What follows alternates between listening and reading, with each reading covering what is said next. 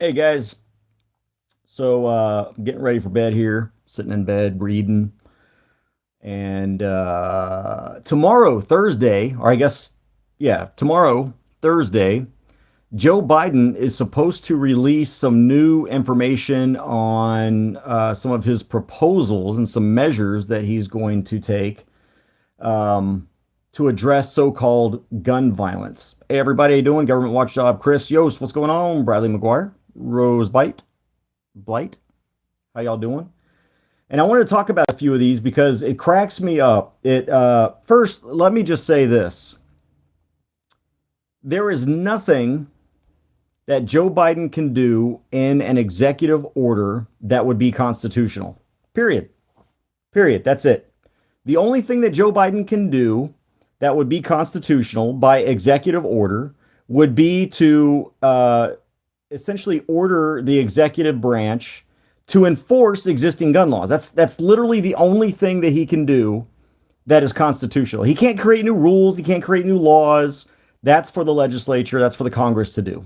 Hey, Zombie, how you doing? Don, in God we trust. Hello, everybody. So tomorrow, Thursday, he's going to get maybe a little more in detail about what each of these plans are.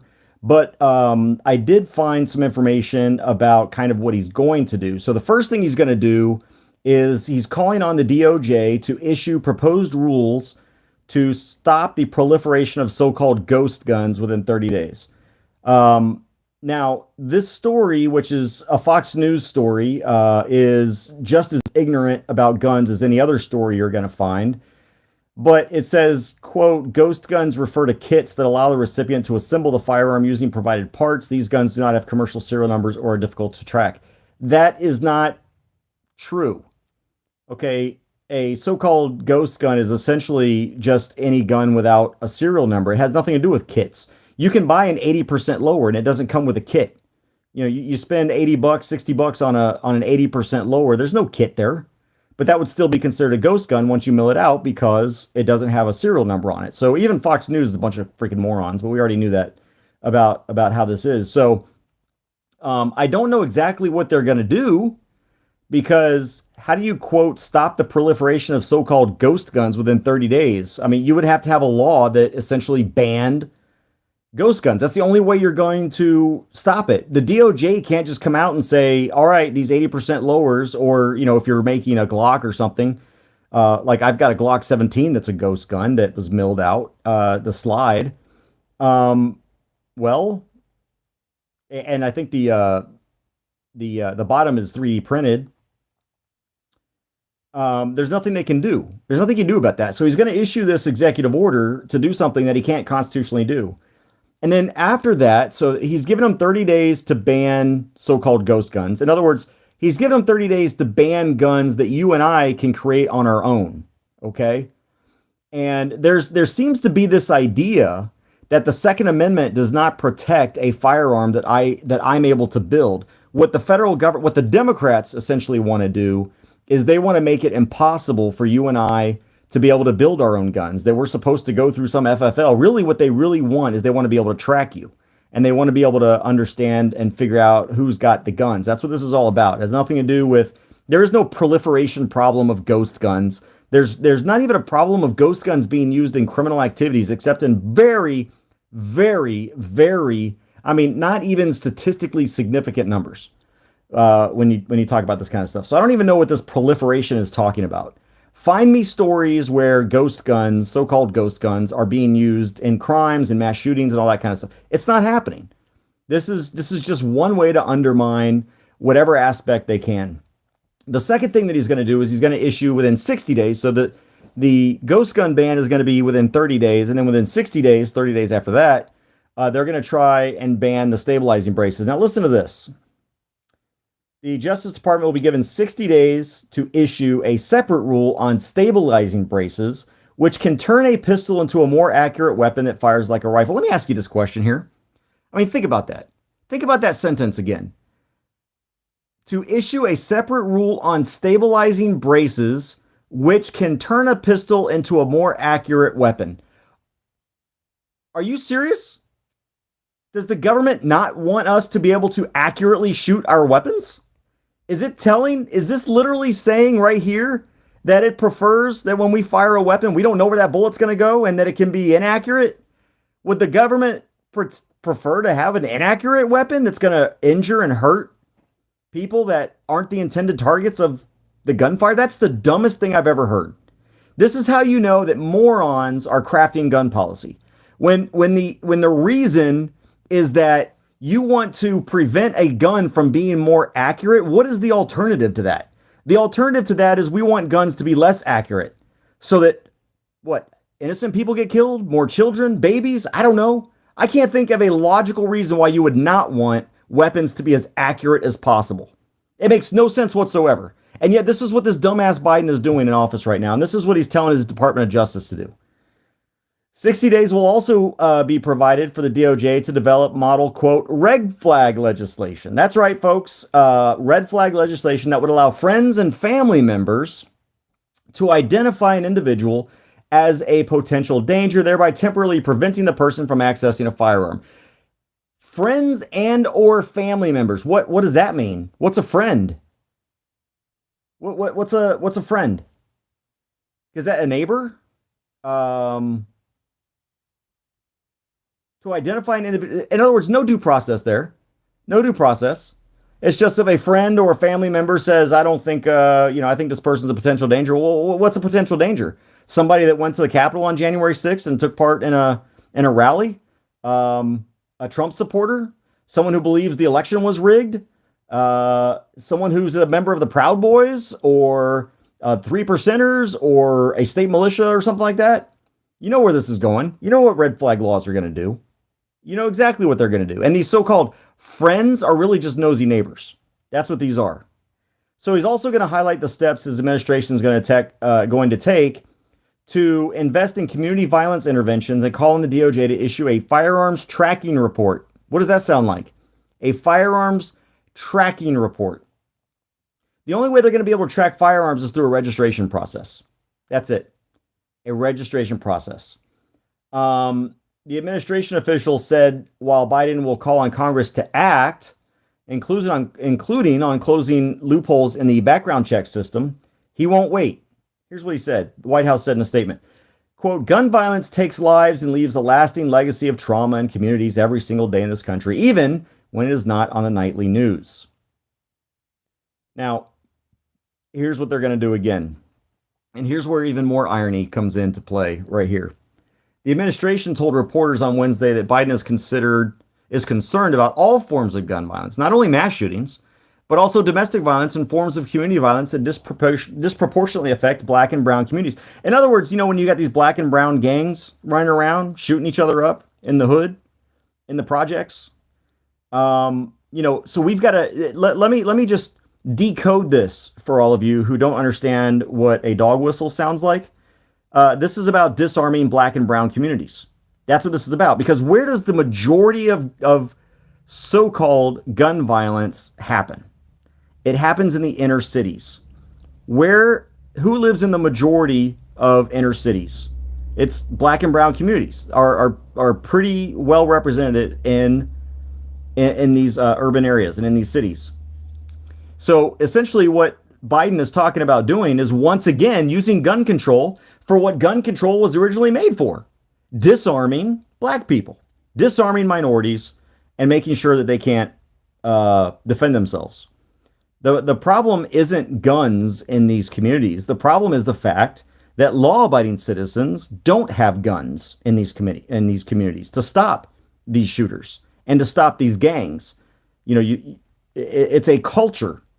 And until we address the culture, it doesn't matter if we get rid of guns because the gangs are going to move. Let's say that somehow, some miracle, let's say Biden gets his hand on the Infinity Gauntlet and he's able to snap his fingers and remove all guns from the world. Well, guess what? What do you think these gangs are going to do next? They're going to start carrying around swords and machetes and knives and hacksaws and whatever else. Or they're just going to build more guns.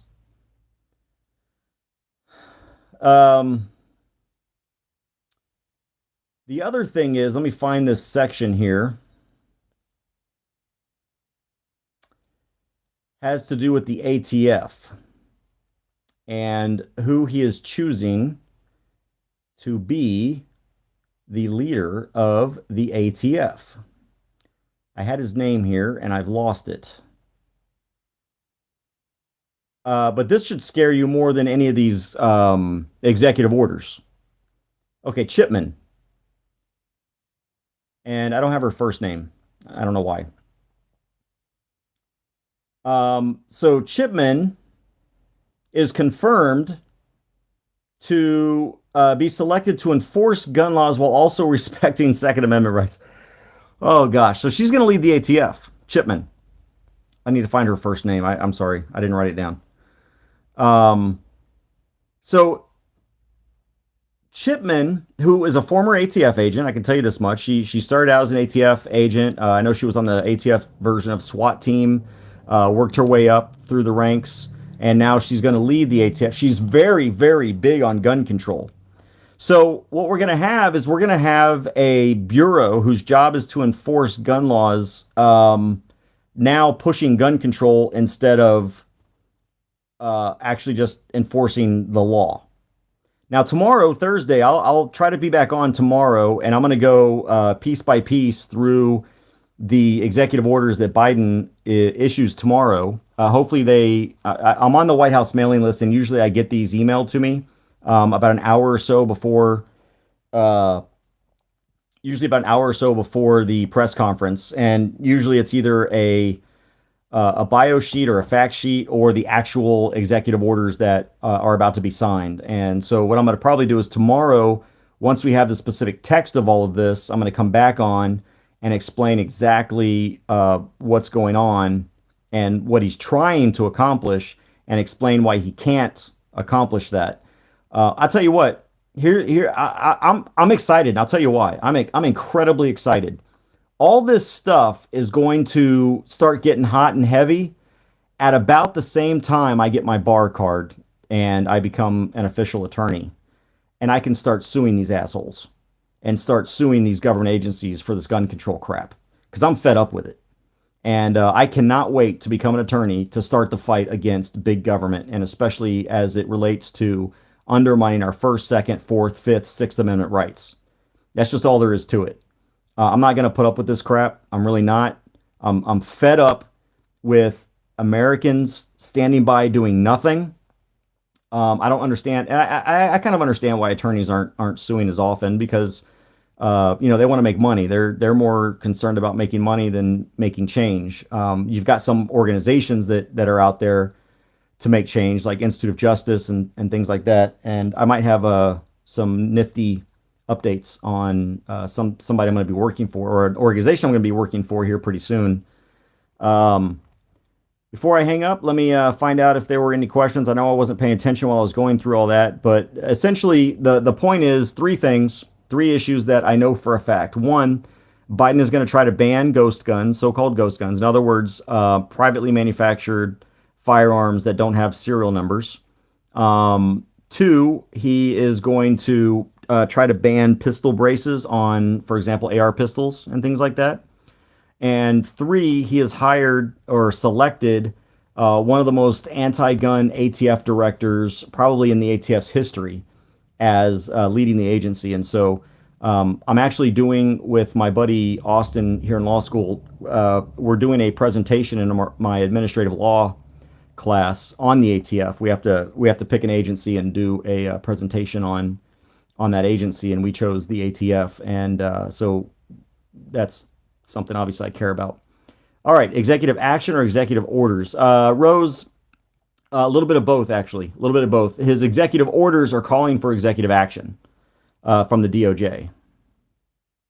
Yep, I knew it was coming, absolutely. Ghost guns can be built without buying 80% lower. Sure, it's harder unless it's printed, but still possible. Absolutely. Well, I mean, a ghost gun can also be, taking some PVC pipe and creating a shotgun out of it, and that's also a ghost gun. It's essentially anything that is a firearm that doesn't have a serial number on it. He also wants to appoint some schmuck as the new director. Yep, that's what I was talking about. Where's my hat pin? I've got you guys's. I've got your email and your address in my inbox. Look, I haven't had time, man. I'll just boil it down. I haven't had time to do anything. I've been reading and sleeping. That's about all I've been doing. Literally, that's all I've been doing. Eating or reading and sleeping. It'll get out, don't worry. But I did get your email, but I've left it unread because I don't want to forget about it. And if I leave it unread, I won't forget about it. Beta O'Dork. Nope, nope. It's some chick named Chipman. Yeah, they need to define terms such as friend or threat. Absolutely. That'll be interesting to see, Shay. Yes, registration equals confiscation every time. There are no loopholes. Absolutely correct. I mean, seriously, in background checks, if you do a 100% background check, let's say you've got universal background checks, do you think suddenly criminals are going to start getting background checks? This is not about background checks. It's not about closing loopholes and all that kind of stuff because criminals don't care. They don't care. They're not using gun shows to get their guns. They're getting them on alleys and streets and having friends that have good records buy these things for them. That's not going to change. How can someone prove in a court of law friendship? Good point. It doesn't matter because by the time you go to a court of law, Bradley, and you or Bradley, and you go to prove that, I mean, you've already had your guns taken away from you. That's the problem. Anything on constitutional carry? So we have two bills that have come out of committee. We're really trying to get um oh crap. I'm sorry. I'm having a brain fart. Biederman. We're trying to get Kyle Biederman's bill voted out. I look, there were four bills, four constitutional carry bills in the House, and two of them got out. One of them is the chair's 1911, and the other one I think was 1238. It might have been a different one.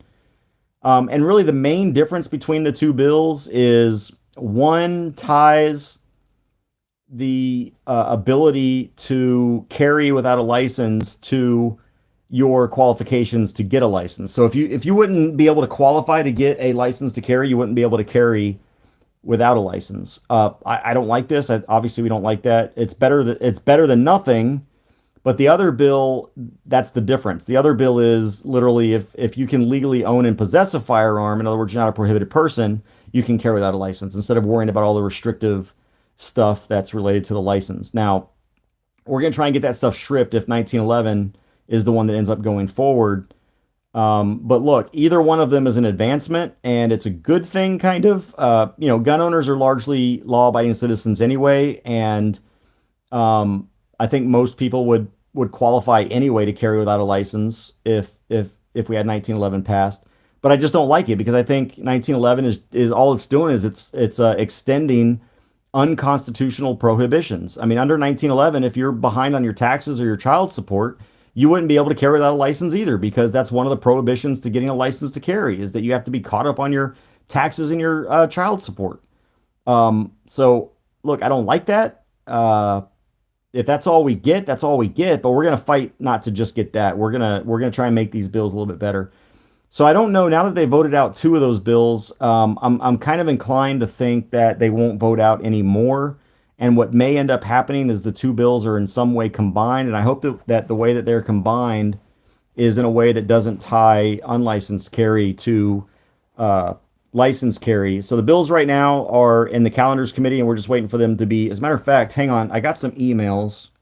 Let me see if any of them have moved or been scheduled because I saw some emails about some bill movements, and I didn't open them yet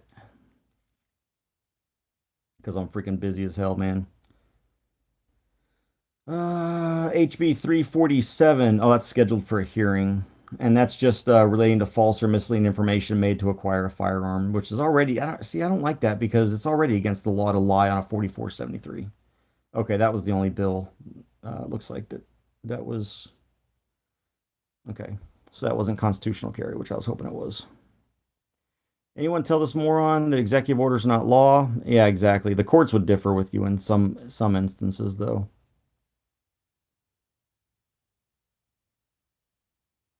Does 18 USC Bradley? No, they would not. Unfortunately, the courts haven't interpreted 241 and 242 to extend to this kind of stuff. Unfortunately, which is lame. I think I can make an argument that it should.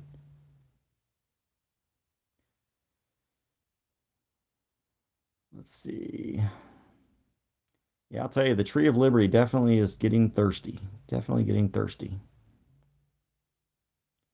Don't forget about the email I sent you. I've got several emails from different people that are still unread, and I just look the this kind of stuff that I'm doing right now is at the bottom of my priority list.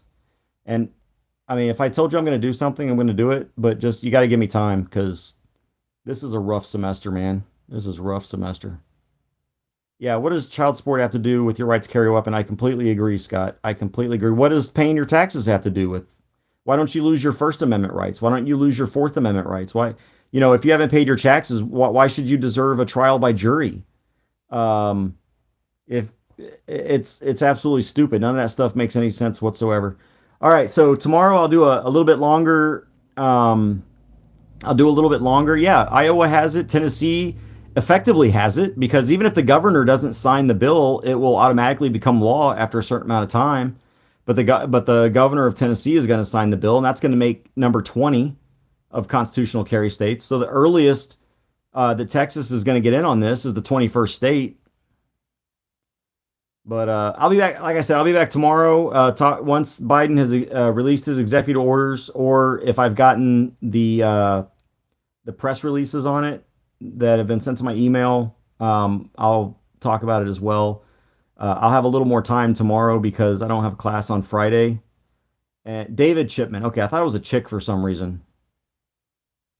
I don't know why I thought the ATF person was a chick.